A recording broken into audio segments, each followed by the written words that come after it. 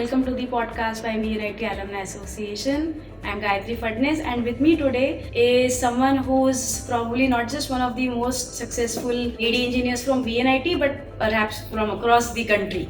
So we have Ms Rashmi Ranade Urdhwareshe with us. So Rashmi ma'am, welcome to this podcast. So ma'am, we would love to know about how this entire journey has happened. So right from the college days. So if you could tell us something about, those 4 years, or was it a 5-year course back then? No. It was the first year of 4-year courses. Okay. So, it's a long story. Let me just try to put it in short words. I was in 12th class, and as always, the dilemma would be whether I should choose engineering or medical. It so happened that I got good marks in maths group and ended up in seeking an admission in VNIT. Began in 1977. I was the first batch for 10 plus 2 and 4 years engineering. When I took admission, I think because of the large queue for admissions, I got into metallurgy. Okay. But then I decided to be an electrical engineer.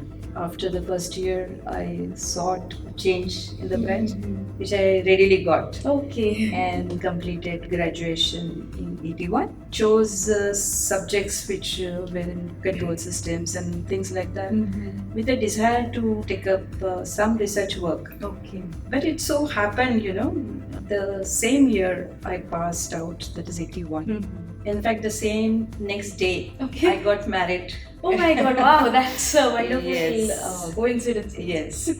As a result, I moved to Pune. I pursued my master's degree, specialization in digital electronics. And after that, the professional journey started. So, but ma'am, your career has been in automobile. So, how did this shift from electrical to purely mechanical field? So, how did that happen? Well, it was again an accident. Okay. There was an advertisement for the trainee engineers in an organization called Automotive Research Association of India. Since it was oriented towards research, that was something which caught my interest. The job was basically in testing and evaluation and setting up instrumentation for automotive applications. So I took up that job as trainee. That was the entry point into automotive. And then slowly got interested into the control systems, which was my topic of interest. Then worked on hydraulic control systems for fatigue testing. So vehicles need to be tested for fatigue life and all. So there was a laboratory which was being created that time. Good instrumentation setup required. And I found a very key role there. Therefore, I continued in that role. And then slowly got into the crux of automotive engineering. Wow, that's interesting. And so, ma'am, if I'm not wrong, you retired as the director of that same organization, right? So that journey from a trainee right up to the director, I'm sure that's the stuff dreams are made up of. So if you could, share some more about your career at AAR. Yeah. Each time I would think of quitting or looking for a different job, I got to handle new subjects. Then it was a slow migration from technological advancement into management. Quality systems was again my subject. And then slowly in 1991, we got a very, very prestigious project to handle. It was setting up of designing controls for the fuel injection systems for suitability to Indian context. So me and my team designed, developed, built, created a prototype and also tested and drove the vehicle, which was the first ever attempt in India for electronic fuel injection systems. So that brought electronics into the mainstream, and then slowly my career also shaped up differently. I took up head of department's role in setting up electronics laboratory. We also envisage that electric mobility is going to come. We also envisage that vehicular safety is more and more governed by better electronic controls. And that's how several projects were taken up at national as well as international level in improving our safety standards, improving emission standards. My organization saw in me a person who can steer that So I got the national kind of road standards were articulated, filled up with, backed up with data, which was created backwards by teams who worked in labs. And then also representing the country into the global scenario where standards and regulations are made. So these roles got, enriched. That catapulted me to a position which was very prominent. I was not yet the director, but I was seen as a potential position which can be filled up. It was an appointment position. I thought that I am fit enough to apply for that position. It created a history in multiple ways. First time ever any employee of the organization rising to that level. First ever director who is a woman, and several other things, youngest director, etc. So that was a journey. I grew with the organization, and also I grew, enriched myself with the growing technology across the country also. So that has been the journey. So this field has also been evolving a lot throughout these periods. And since you were also talking about electric mobility and all, so these days EVs are like the in thing. And how do you foresee things happening, like changing further in this industry? Yeah, I think electric mobility, or for that matter, any green energy, is in need of that. One has to get ready, whether you like it or otherwise, is going to be forced. The environmental concern, the energy security are the factors which will govern. Now, associated with electric mobility and its success are a few hindrances, such as range anxiety, such as energy supply chain, etc. It takes time for all these technologies to be completely absorbed. So I think I can see a roadmap very clearly that e-mobility will first be absorbed into public transport first. Okay. Where the infrastructure is much more stabilized and controlled than personalized mobility. Okay. Passenger cars per se, although the technology first is into cars and then it goes into heavy vehicles. Passenger cars will be the last ones to see in numbers. Okay. Two-wheelers they are on the right path. Three-wheelers most probably will be the next ones, and then of course buses. That's how I look at it. So ma'am, I would actually also want to ask something which I'm sure must have been asked umpteen times.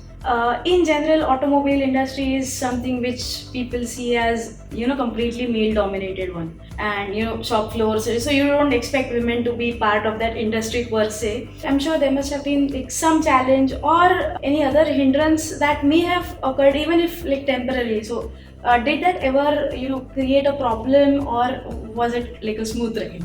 Well, it never is a smooth ride for anybody. Their ups and downs in the career. It's a fact that women have to realize that they have to place their priorities correctly. When it comes to choosing jobs, when it comes to choosing like partners, choosing what you want to achieve in life, I think women have to understand that there are instances where they have to take a back seat. Correct. There are instances where they can be aggressive. There are opportunities equally available. Now the policies are very encouraging. The organizations are opening up. Diversity is a taken thing.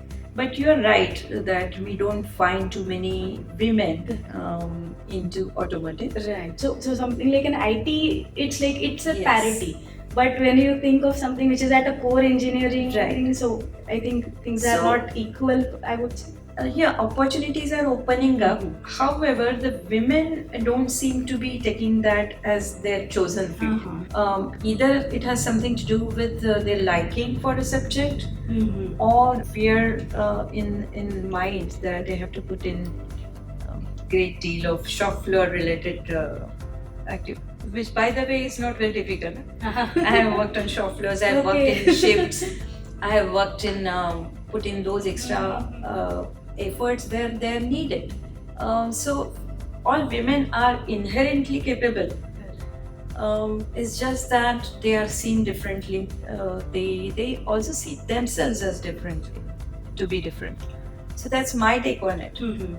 When I became director, I also asked the same question to myself, that That time we had only 8% of women, and even in the research organization like us, the women were handful. So we introspected. We found out that going out, talking about it, sharing the success stories is something which will get women to consider that as a option and a strong option. So that's how I look at it. Most of these companies are creating positions which are suitable. They're creating jobs which are curated for research-oriented women. So things are changing, but the pace is little disheartening. Correct. Also, you will not see too many women at the top because of the dropout rate. And women, when they take breaks in between, going back into the jobs is quite challenging. Yeah. So that's where they lose out sometimes. But I'm sure they will do good. Extrapolating on this thing, when I was in school, I would often get a lot of awards first among girls.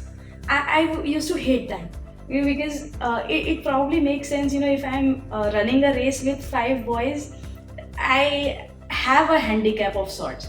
But when it comes to all mental stuff, I think it's not that much of an issue. So I would usually look at that as a consolation prize. कि अच्छा ठीक है तुम्हें first नहीं मिला तो let's give you something like a first among girls kind of a thing. So I'm sure you must have won many such awards as well. I'll also come to the more prestigious ones later. So but what's your take on something of this sort? I perfectly empathize with you. On this, I wrote an article, small story, which was in Marathi, and it said, "Mulinमध्ये पहिली." So I resonate with your thoughts. But that's how actually the encouragements are given. When I received awards, many were on those lines, like entrepreneur or say business woman of the year and things like that. But then equally larger number were gender neutral awards and recognitions. There was a time where these things were pricking my mind, but slowly when I positioned myself as heading in an organization, it really doesn't matter whether you are a man or a woman. Correct. So my perspective also changed to my perspective of looking at me and my own critic. So that changed. I no more was very sensitive to this feeling. I also encourage my other lady colleagues to think the same way. To come above this, rise above this woman-centric competition. So that's. I would want to talk about one award which is not gender neutral. So I'm sure like most of the VNITians already know about that. So you won the Nari Shakti Puraskar from the President of India. So I would love to know, what was your feeling on winning something as big as that? And here I think, that feeling of, okay, it's not first among us. It's a big deal when it comes from the President of India. So how would you describe your experience about that? Yes, that award came almost as a pinnacle. I was the head of ARA, and I was going to retire in 2020, and it happened just a few months before that. So I take it as a lifetime kind of achievement, getting recognized. That was my feeling. Also, going back on time, that is something which is etched into the heart when you are standing on a podium and everybody is there to see you, clap for you. And what struck me that day was the woman power which was standing on the podium. It was Honorable Minister Smriti Irani, Honorable Minister of State Devashri Chaudhary, Honorable Minister of Finance Mrs. Nirmala Sitharaman, the First Lady Sarita ji, and myself, and taking the awards was something, which was a pride in my heart. At the end of the award, there is a national anthem which is played. It was a proudest moment, when I'm sure that must have been a goosebumps. Absolutely. If national anthem is played in your honor, what more do you want? And so that was the feeling. Again, I would say I probably use it already once, but yeah, stuff that dreams are made up of, right? Yes. I had a dream that I am walking into the office, that is ARA, and everybody has gathered to wish me or something like that. Or used to be my dream. I never imagined that that would turn true. When I received it, and next day I went to the office with the award because it belonged to the team. Yes. So and that's where I felt that dreams, Okay. That's like wonderful to hear. So just hearing this story is so inspirational. I mean, living is must have been like an out of the world experience. I would also want to ask a few other things. So we heard about your college days, we heard about your career, all these awards and recognition. So that's more on the serious one. So what do you do in your free time? What are your hobbies? Lots of hobbies I used to have when I was in college. I used to play bridge, which was very unusual in those days. So I had a partner from VRCE, and we used to play together to win Vidarbha championships and things like that.